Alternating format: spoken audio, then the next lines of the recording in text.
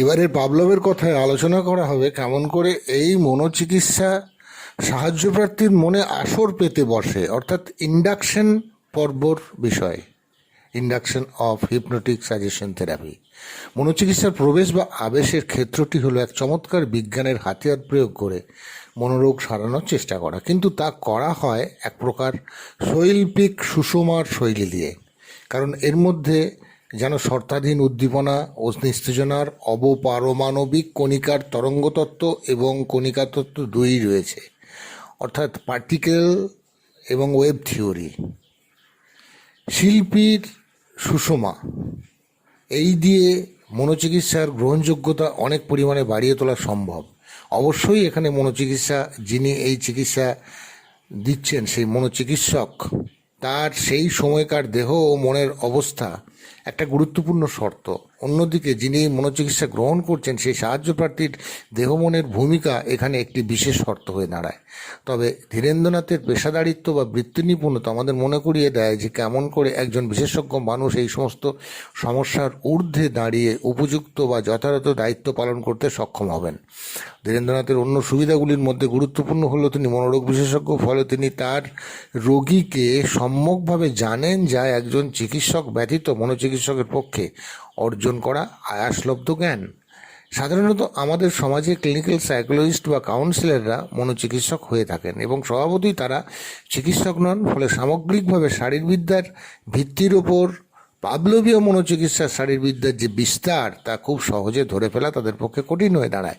তবে চেষ্টা করলে একাডেমিক পরিসর ছাড়াও পাভলভীয় শারীরবিদ্যা ভিত্তিক মনোবিদ্যা যে আয়ত্ত করা সম্ভব, এর সব থেকে বড় উদাহরণ আমাদের প্রতিষ্ঠানের পূর্বতন সদস্য, দর্শনের অধ্যাপক ধ্রুবজ্যোতি মজুমদার মহাশয়। ধীরেন্দ্রনাথ তাকে ছোট ভাইয়ের মতো দেখতেন এবং হামেশাই ধীরেন্দ্রনাথকে বলতে শুনেছি, ধ্রুব খুব ভালো পাভলভ জানে, ওর কাছে শিখবে। তবু বলতেই হবে, একজন মনোরোগ চিকিৎসক যখন নিয়মিত মনোচিকিৎসা করে থাকেন তখন তিনি কিছু বাড়তি সুবিধা পান। সাধারণত সব মনোরোগীদের কম বেশি ওষুধ প্রয়োগ করা হয় এবং ওষুধ প্রয়োগ করার পর তাদের কি পরিবর্তন হচ্ছে তা চিকিৎসক চোখের সামনে দেখতে পান। ফলে এই পরিবর্তিত অবস্থায় কী ধরনের মনোচিকিৎসা যথাযথ হবে এই বিষয়টি মনোচিকিৎসক যেমনভাবে বুঝতে পারেন সেই ব্যাপারে তিনি সিদ্ধান্ত নিতে পারেন। এই ব্যাপারটি মনোবিদও করতে পারেন যদি তিনি রোগীর চিকিৎসার ব্যাপারে চিকিৎসকের সঙ্গে খোলামেলা আলোচনা করার সুযোগ পান। মনোরোগের ওষুধ প্রয়োগ করার পর পার্শ্ব প্রতিক্রিয়া হওয়ার সম্ভাবনা খুব পরিচিত ঘটনা এবং এ বিষয়ে রোগী, তার বাড়ির মানুষজন, মনোবিদ সকলেরই এক প্রকার সংবেদনশীলতা থাকে। এই কারণে বহু রোগী ওষুধ অনিয়মিত খায় এবং এমন অনিয়মিত ওষুধ খাওয়ার ব্যাপারে সকলেরই দায় থাকে। এর জন্য সব ক্ষেত্রে না হলেও অধিকাংশ ক্ষেত্রে রোগীর রোগ আরও জটিল হয়ে দাঁড়ায়। যে কথাটা বলার তা হলো, চিকিৎসক চাইবেন তিনি রোগীর চিকিৎসা করছেন, সুতরাং রোগীর চিকিৎসার যাবতীয় বিষয়টি তিনি নিয়ন্ত্রণ করবেন। অন্যদিকে মনোবিদ চাইতে পারেন যদি রোগী ওষুধ না খায় তাহলে চিকিৎসা তিনি নিয়ন্ত্রণ করতে পারবেন। এইভাবে এক জটিল টানাপোড়েনের জন্য রোগী বা তার বাড়ির মানুষজনের ক্ষতি সব থেকে বেশি হয়। কখনো এমন হয় রোগী নিয়মিত ওষুধ খাচ্ছে কি না এই বিষয়ে মনোবিদ তেমন গুরুত্ব দেন না, কারণ পরোক্ষভাবে তিনিও হয়তো চান যে রোগী ওষুধ খাওয়া বন্ধ করে দিক, অন্তত ওষুধের পরিমাণ কমিয়ে দিক, কিন্তু অধিকাংশ ক্ষেত্রে এর পরিণাম খারাপই হয়। এই প্রকারের এক অদ্ভুত জটিল টানাপোড়েন মনোরোগীদের চিকিৎসার ব্যাপারে চলতে থাকে। এখানে মানতেই হবে মনোরোগের চিকিৎসা হলো এক প্রকার দলবদ্ধ প্রয়াস, কিন্তু সংগঠিত ক্ষেত্র তথা হাসপাতাল ছাড়া এমন দলবদ্ধ প্রয়াস মনোরোগের চিকিৎসার প্রাইভেট প্র্যাকটিসে করা সম্ভব নয়। সেখানে যেমন বলা হয় কনফ্লিক্ট অফ ইন্টারেস্ট, এমন দলবদ্ধ প্রয়াস গড়ে তোলার ক্ষেত্রে বোধহয় সর্বাপেক্ষা বাধার সৃষ্টি করে। এই সমস্ত ব্যাপারগুলিতে মনোরোগ চিকিৎসক সাধারণত দলনেতার ভূমিকা গ্রহণ করে থাকেন। হয়তো তিনি বেশি ব্যস্ত থাকার কারণে বিষয়গুলিতে তেমন গুরুত্ব দেন না, বা এসব বিষয়ে জড়িয়ে থাকার অর্থ সময় নষ্ট করা এমনই মনে করেন। আশ্চর্যজনকভাবে আমাদের সরকারি মনোরোগের হাসপাতালগুলিতেও এমন দলবদ্ধ প্রয়াস তেমন দেখা যায় না।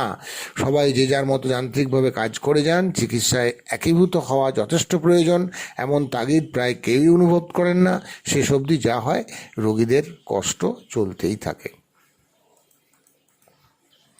এছাড়াও আমাদের সরকারি হাসপাতালগুলিতে সেইভাবে মনোচিকিৎসা করার রেওয়াজ নেই। একটা কারণ অবশ্যই যে বিপুল সংখ্যক রোগীর চাপ এই ধরনের কাজ করার ব্যাপারে বাধাস্বরূপ।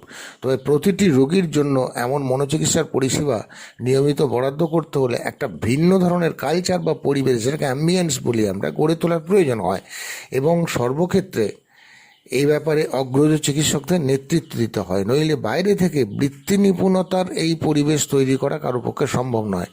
এখানে বহির্বিভাগে ও অন্তর্বিভাগের প্রতিটি রোগীর জন্য পৃথকভাবে সময় বরাদ্দ করতে হবে। হাসপাতালে ভিড়ের মাঝে কেমন করে একটি রোগীর জন্য পৃথকভাবে বিবেচনা করে সময় বরাদ্দ করা যায়, এই কাজ একমাত্র সম্ভব এই কাজের গুরুত্ব তাগিদ যথাযথভাবে অনুধাবন করতে পারলে। সাধারণত দেখা যায় এ বিষয়ে কেউই গরজ অনুভব করেন না, কারণ কাজটি যথেষ্ট কঠিন, নিয়মিত, প্রতিদিন এবং দীর্ঘদিন ধরে করে চলার ব্যাপারে। তবে দেখা যায় একটা কালচার তৈরি হয়ে গেলে অনুজ চিকিৎসকরা এই কালচারের আবেষ্টনীতে গড়ে ওঠে এবং তারাও বিষয়টি শিখে ফেলে। দেখা গেছে এই ধরনের চিকিৎসা, কাউন্সিলিং বা মনোচিকিৎসার কাজের ক্ষেত্রে দীর্ঘদিন অসংখ্য পেশাদার মানুষ কাজে লেগে থাকলে এক প্রকার চমৎকার বৃত্তি নিপুণতা বিকশিত হয়ে থাকে। তখন অনুজরাও বিষয়টি ভালোভাবে শিখে ফেলে। পাবলবীয় মনোচিকিৎসার সমস্তটুকু হলো এক বিশেষ ধরনের শিক্ষা গ্রহণ প্রক্রিয়া, যেখানে মনোচিকিৎসক, যিনি মধ্যস্থতাকারীও বটেন, তিনি সাহায্যপ্রার্থীর ওপর এক বিশেষ অবস্থায় শর্তাধীন উদ্দীপনা প্রয়োগ করে থাকেন। এমন মনোচিকিৎসা প্রয়োগ করার পূর্বে চিকিৎসককে সাহায্যপ্রার্থীর সম্যক অবস্থা অনুধাবন করতে হয় বা শিখতে হয়। এই শেখার মধ্যে গুরুত্বপূর্ণ হলো তার ভাষা, যোগাযোগ রক্ষা করার মাধ্যম, আর্থসামাজিক অবস্থা, কালচার, কী ধরনের পীড়ন তার এই সমস্যার জন্য দায়ী, কেন এই ধরনের পীড়ন তার পরিবেশের অন্যদের কাবু করতে পারল না অথচ সে ধরাশায়ী হলো, ওষুধ প্রয়োগ করা হয়েছে কিনা এবং ওষুধ প্রয়োগ করার পর তার মনের কী ধরনের পরিবর্তন ঘটেছে ইত্যাদি অসংখ্য বিষয়। এরপর শেখার বিষয় হলো এই সাহায্যপ্রার্থীর মস্তিষ্কের ধরন এবং তার জন্য ঠিক কী ধরনের মনোচিকিৎসা বরাদ্দ করা প্রয়োজন। মনোচিকিৎসককে সাহায্যপ্রার্থীর কাছ থেকে পাওয়া গুরুত্বপূর্ণ অর্থপূর্ণ তথ্যগুলির ক্রমাগত বিশ্লেষণ ও সংশ্লেষণ করে সিদ্ধান্ত নিতে হবে মূর্ত নির্দিষ্ট অবস্থার মূর্ত নির্দিষ্ট কর্মপ্রয়োগের বিষয়ে। কেননা বহু সময় উপলব্ধি করা যায় সাহায্যপ্রার্থী অদ্ভুত সব স্বপ্ন, অলীক কল্পনার জগতে ভেসে বেড়াচ্ছে। বাস্তব জীবন সম্পর্কে তার প্রায় কোনো ধারণাই নেই। তাই জানতে হবে কোথায় সাহায্যপ্রার্থীর শক্তি লুকিয়ে রয়েছে আর কোথায় রয়েছে তার দুর্বলতা।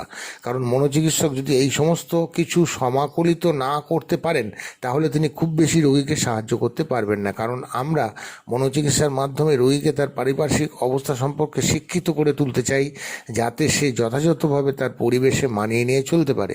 সাহায্যপ্রার্থী যে সব সময়ে চিকিৎসকের কাছ থেকে শেখে এমন নিশ্চয়ই নয়, কারণ চিকিৎসক সমাজ জীবনের বিষয়ে সব জানতা নয়। সুতরাং এটা কখনোই আশা করা যায় না একটি অল্প বয়সী শিক্ষার্থী চিকিৎসক একজন বয়স্ক সাহায্যপ্রার্থীকে মনোচিকিৎসা দিতে গিয়ে সব জানতার মতো আচরণ করবে।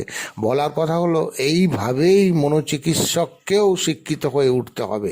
এছাড়া শিক্ষিত হয়ে ওঠার বিকল্প কোনো পদ্ধতি নেই।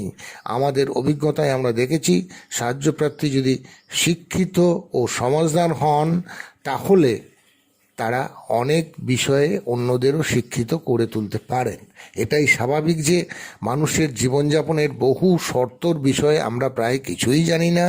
এসব আমাদের ধৈর্য ধরে শিখতে হয়। বুদ্ধিমান ব্যক্তি এসব দ্রুত শিখে ফেলার চেষ্টা করে থাকেন, নইলে জেদি একগুঁয়ে মনোভাব সম্বল হয়ে যায়, যা চিকিৎসক বা সাহায্যপ্রার্থী কারুর ক্ষেত্রেই মঙ্গলজনক হয় না। সাধারণত জাগ্রত সতর্ক অবস্থাতেও এমনকি সাধারণ কথোপকথনেও ব্যক্তি একই প্রকারের চিকিৎসকের ওপর মনোরোগ নিবদ্ধ করার চেষ্টা করে। ফলে ওই সময়ে অন্য যে সমস্ত উদ্দীপনাগুলি চারপাশে থাকে এদের নিস্তেজিত করে ব্যক্তি শুধুমাত্র চিকিৎসকের সঙ্গে উদ্দীপিত অস্থায়ী স্নায়ু সংযোগের বিষয়ে মনোসংযোগ করে। এর কারণে চিকিৎসক এই অবস্থায় যে অভিভাবনগুলি ব্যক্তিকে দিয়ে থাকে তা যথেষ্ট কার্যকর হয়ে থাকে। একে এক প্রকার সম্মোহিত অবস্থা বা আংশিক নিস্তেজিত অবস্থা বলা যেতে পারে। এই সমস্ত ক্ষেত্রে গুরুত্বপূর্ণ বিষয় হলো ব্যক্তির গ্রহণযোগ্যতা। কারণ ব্যক্তি যদি আগ্রহ সহকারে চিকিৎসককে গ্রহণ করতে পারে তাহলে সমস্ত দিক থেকে তার গ্রহণযোগ্যতা বেড়ে যায় এবং তার রোগ বা সমস্যা দূর করার ক্ষেত্রে প্রভূত ফলদায়ী হয়ে থাকে। তবে একথা সত্য যে সম্মোহন, অভিভাবন, মনোচিকিৎসার মতো মনোসংযোগ এক্ষেত্রে ঘটে না। ফলে মনোচিকিৎসক সম্মোহন অভিভাবন চিকিৎসার যে ফল আশা করেন সেই অভিভাবনের ক্ষমতা এক্ষেত্রে কার্যকর হয় না। এছাড়া এখানে অভিভাবন যদি রেকর্ড করা হয় তাহলে ব্যক্তি বহুবার এই অভিভাবন শুনে এর কথাগুলির শর্তাধীন উদ্দীপনার অনেক বেশি অভ্যস্ত হওয়ার সুযোগ পায়। এর সঙ্গে নিয়মিত অল্প পরিমাণে ওষুধ খাওয়ার কারণে ব্যক্তির অভিভাবন গ্রহণযোগ্যতা অনেক পরিমাণে বেড়ে যায়। এই সমস্ত কিছু সত্ত্বেও মনোচিকিৎসকের অনুভব হতে পারে যে এই মনোচিকিৎসা ঠিক আশানুরূপ হলো না, অথবা সাহায্য প্রার্থীরও মনে হতে পারে সে এই ব্যাপারে যা চাইছিল সেই আশা পূরণ করা হলো না। কেন এমন হয়? এর অনেকগুলি কারণ থাকতে পারে। মনোচিকিৎসক বা সাহায্যপ্রার্থী কেউই যদি এর গুরুত্ব যথাযথ উপলব্ধি করতে না পারে তাহলে তারা উভয়ই বিষয়টি যান্ত্রিক পদ্ধতিতে বিচার করবে। অর্থাৎ রোগী যদি বিষয়টিতে যথেষ্ট আগ্রহ দেখায় এবং মনোযোগ দেয় তাহলে তার আচরণ মনোচিকিৎসককে পুনঃশক্তি সঞ্চারিত করবে। কারণ সম্মোহন অভিভাবন একটি পরিশ্রমসাধ্য কাজ, সুতরাং এই কাজে উৎসাহ গড়ে তোলার জন্য অন্তত কিছু পরিমাণ নৈতিক প্রণোদন, মোরাল ইনসেন্টিভ এক্ষেত্রে জরুরি। এটাও আবার নির্ভর করছে চিকিৎসক কেমনভাবে ব্যক্তিকে বিষয়টি সম্পর্কে প্রভাবিত করতে পারছে। তাছাড়া বলার অপেক্ষা রাখে না, ব্রেন টাইপের ভিন্নতার জন্য সকলের এই অভিভাবন গ্রহণযোগ্যতা এক প্রকারের হয় না। কিছু ব্যক্তি থাকেন যারা অনেক বেশি অভিভাবনক্ষম। এই সঙ্গে মনে রাখতে হবে দীর্ঘদিন ধরে বিপুল পরিমাণ ওষুধ সেবন করতে বাধ্য হয়ে আমাদের মনোরোগীদের জ্ঞানাত্মক প্রক্রিয়া অচিরেই বিকল হয়ে যায়।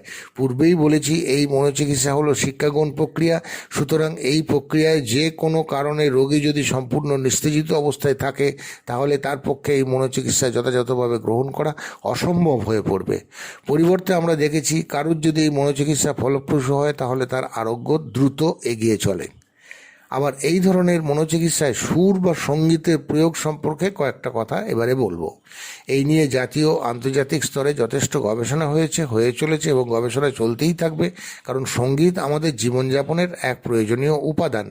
কিন্তু কোথাও দৃঢ় বা নিশ্চিতভাবে কেউ বলতে পারেননি মনোরোগে সঙ্গীতের এই ধরনের প্রভাব পড়ে বা সঙ্গীত এইভাবে মনোরোগ সারানোয় সাহায্য করে থাকে। আমাদের মস্তিষ্কে সঙ্গীত বা সুর এক প্রকার সম্মোহিত অবস্থা তৈরি করে থাকে। নির্ধার, প্রবর্তন বা আবেশের জন্য আমরা সঙ্গীত ব্যবহারে পরামর্শ দিয়ে থাকি, কিন্তু বিশৃঙ্খল গুরু মস্তিষ্কে সঙ্গীত কী প্রকারে প্রভাব ফেলে থাকে এই ব্যাপারে আমাদের বিজ্ঞানসম্মত কোনো ধারণা নেই। সুতরাং আমরা এইটুকু বলতে পারি যে সম্মোহন অভিভাবনের সম্মোহন অংশে সঙ্গীতের কিছু ভূমিকা অবশ্যই থাকবে। যেমন পাভলভ তার গবেষণাগারে সম্মোহন প্রবর্তনের জন্য একঘেয়ে একটানা সুর দীর্ঘ সময় ধরে প্রয়োগ করতেন, কিন্তু সমস্যা হবে এর পরের অংশটিতে, যখন অভিভাবনের অংশ। কারণ এখানে মনোচিকিৎসক যখন অভিভাবন দেবেন তখন তিনি কোনোভাবে সুর সমৃদ্ধ স্বরে এই সব কথা বলবেন এমনটি আশা করা যায় না। অথচ প্রথম অংশে সুরের ছন্দে সম্মোহনের আবেশ তৈরি হলেও পরের অংশে এসে তা ছন্দপতন ঘটবে। দেখা গেছে পরের অংশে যদি তীব্রতা কমিয়ে সুরের ব্যবহার করা যায় তাহলে অভিভাবন অংশে সুর সমৃদ্ধ স্বর প্রয়োগ করা যাবে না। কেননা তাহলে এই অভিভাবনের উদ্দেশ্যই মাটি হবে। এছাড়া সকলে সুর বা সুর সমৃদ্ধ স্বর পছন্দ করেন এমন নয়। সেক্ষেত্রে সুর প্রয়োগের জন্য তার অসুবিধা বা অস্বস্তি হতে পারে। আরেকটি বিষয় উল্লেখ করা প্রয়োজন, অনেকের ক্ষেত্রে দেখা যায় যান্ত্রিক সুরের তুলনায় মানুষের গলার স্বর অনেক বেশি উপযোগী হয়। সেক্ষেত্রে উপলব্ধি করা যায় যন্ত্রের তুলনায় মানুষের সংস্পর্শ অনেক বেশি ফলপ্রসূ, এমনই বিবেচিত হয়। তবে মিউজিক থেরাপি সম্পর্কে গবেষণা চলুক, পরবর্তীকালে হয়তো এই বিষয়ে আরও ইতিবাচক কিছু তথ্য পাওয়া যেতে পারে এবং মনোরোগীরা যদি গান করে নিজেদের সমস্ত কর্মজীবনের প্রতিদিনের জীবনযাপনকে আরও সমৃদ্ধ করতে পারেন, সেটাও অনেক বেশি গুরুত্বপূর্ণ।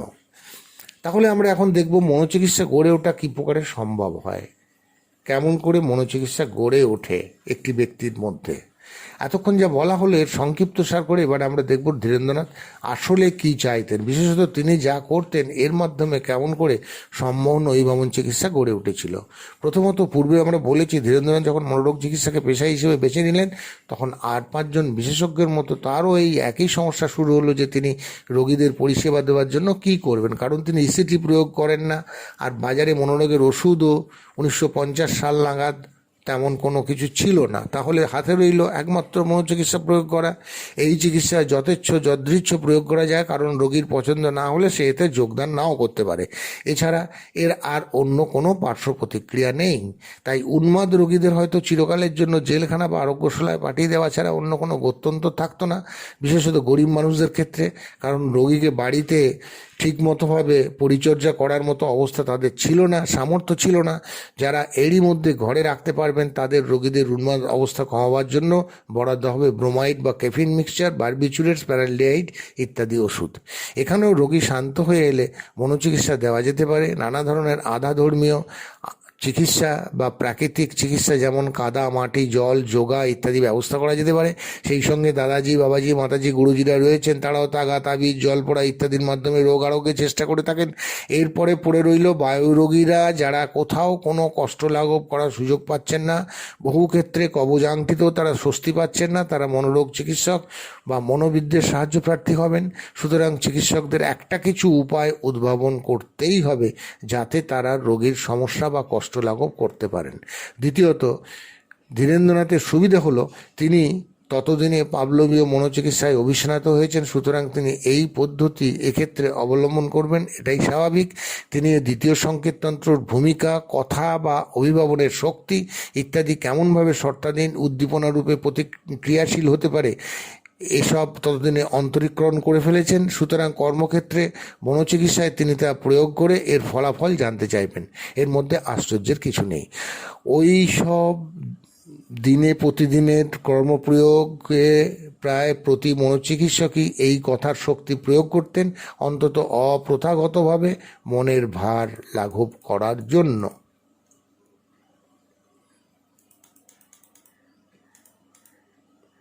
একে তারা বলতেই পারতেন দেহ মনের পরিশোধন প্রক্রিয়ার সাহায্য করা, ক্যাথারসিস যাকে বলা হয়, বা ফ্রয়েডীয় টকিং কিওর।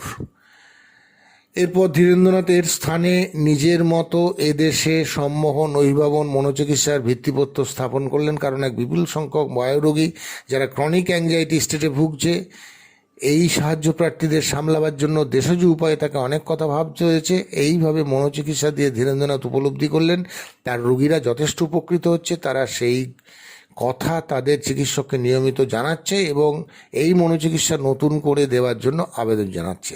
ধীরেন্দ্রনাথ এই কাজ করতে গিয়ে সোভিয়েত বিশেষজ্ঞ পাভলভের ছাত্র প্ল্যাটনভের বই the word as a psychotherapeutic factor হাতের কাছে পাচ্ছেন এবং তা পড়ে ফেলছেন। এর ফলে এই বিষয়ে তার হাতে কলমে কাজ করার ব্যাপারটি, অর্থাৎ এর গুণগত মানের প্রভূত উন্নতি ঘটছে। এইভাবে দেখা যাচ্ছে নিজের মনোচিকিৎসার একটা সুস্পষ্ট পদ্ধতি গড়ে তোলার বিষয়ে ধীরেন্দ্রনাথের আত্মবিশ্বাস ক্রমশ বাড়ছে। তিনি নাট্যকার ছিলেন এবং একসময় নাটকে অভিনয় করেছেন, ফলে এই মনোচিকিৎসা তৈরি করার সময় তার মধ্যে প্রভূত নাটকীয়তা তৈরি হবে, এটাই স্বাভাবিক। এই কারণেও তিনি মনোচিকিৎসা অনেক উঁচু মানের করতে পারবেন। এরপরেও তিনি আক্ষেপ করে বলতেন, আমার গলা সুরেলা নয়, যাদের সুরেলা গলা তারা অনেক ভালো মনোচিকিৎসা দিতে সক্ষম হবে। অবশ্যই এই মনোচিকিৎসা দেওয়ার ক্ষেত্রে তার অনেক ব্যর্থতা ছিল এবং সেই সমস্ত ব্যর্থতাগুলির থেকে তিনি অনেক পরিমাণে শিক্ষিত হয়েছেন। বিশেষত সকল সাহায্য প্রার্থীর মস্তিষ্কের টাইপ এক প্রকারের হয় না। তাছাড়া এমন ভাবার কোনো কারণ নেই যে অল্প সময়ের পরিচয় একজন মনোচিকিৎসকের পক্ষে কখনো একজন সাহায্য প্রার্থীকে সম্যকভাবে উপলব্ধি করা সম্ভব হয়। সুতরাং ভুল ত্রুটি হবেই। যেমন অভিভাবনে হয়তো কিছু আপত্তিকর কথা বলা হয়ে যাবে যা সাহায্য প্রার্থীকে আঘাত করবে, সে এসব গ্রহণ করতে পারবে না এবং এসবকে দ্রুত সংশোধন করার মনোভাব আমাদের থাকতে হবে। পরিবর্তে যদি আমরা এইসব বিষয়ে জেদি একগুঁয়ে মনোভাব দেখাই, তাহলে এই ভুল ত্রুটি আরও গভীর হয়ে উঠবে এবং শেষ বিচারে সাহায্য প্রার্থীর ক্ষতিই হবে। তবে এটাও ঠিক, এই মনোচিকিৎসা যদি কোনো ক্ষেত্রে ব্যর্থ হয়, তাহলে কেন ব্যর্থ হলো তা সম্যকভাবে উপলব্ধি করা সম্ভব হয় না। কেননা সাহায্য প্রার্থীর সেই সময়কার মানসিক অবস্থা বা কোনো কথার ব্যাপারে প্রতিরোধ দ্রুত উপলব্ধি করা সহজ হয় না। তাই অনেক বিষয় উজ্জ্বলই থেকে যায় এবং এই ব্যাপারে সাহায্যপাত্র যদি আমাদের সাহায্য না করে, এই সব সমস্যার সমাধানে না এগিয়ে আসে, তাহলে সমস্যার সমাধান অসম্ভব হয়ে পড়ে। মানতে হবে যে এই মনোচিকিৎসা দেওয়ার ব্যাপারে আমাদের একটা উদ্দেশ্য থাকে এবং আমাদের দেখতে হয় একাগ্রতার সঙ্গে সাহায্য প্রার্থী যেন এইসব শোনার উপযোগী ব্যবস্থা পায়। তাই কোনো বাড়তি আওয়াজ, এমনকি গানের সুর বা যন্ত্রানুষঙ্গ এসব ব্যাপারে বাধার সৃষ্টি করতে পারে, অর্থাৎ সাহায্য প্রার্থীর মনোযোগ বিঘ্নিত করতে পারে। সাহায্যকর থেকে বিছানায় শুয়ে যখন মনোচিকিৎসা দেওয়া হয় তখন প্রায় প্রতিটি ক্ষেত্রে এর অভিভাবন অংশটি ইম্প্রোভাইজেশন করা হয়। তাৎক্ষণিকভাবে ব্যক্তির ওই সময়কার চাহিদা পূরণ করে এই অভিভাবন বলে চলা যথেষ্ট সক্ষমতার কাজ। এমন কাজ করার জন্য অনেক চর্চার প্রয়োজন হয় এবং যে যত এই কাজ করবেন তত তার ভাষা বা কথার প্রয়োগ সহজ, সরল, সাবলীল, সুন্দর ও সৌন্দর্যমণ্ডিত হয়ে উঠবে। এই কারণে এই মনোচিকিৎসককে আমরা অর্ধেক শিল্প এবং অর্ধেক বিজ্ঞান বলে থাকি। কথায় শুধুমাত্র শুকনো বিজ্ঞান থাকলে হবে না, আবার শিল্পর আবেগ যেন মূল উদ্দেশ্যকে ব্যাহত না করে।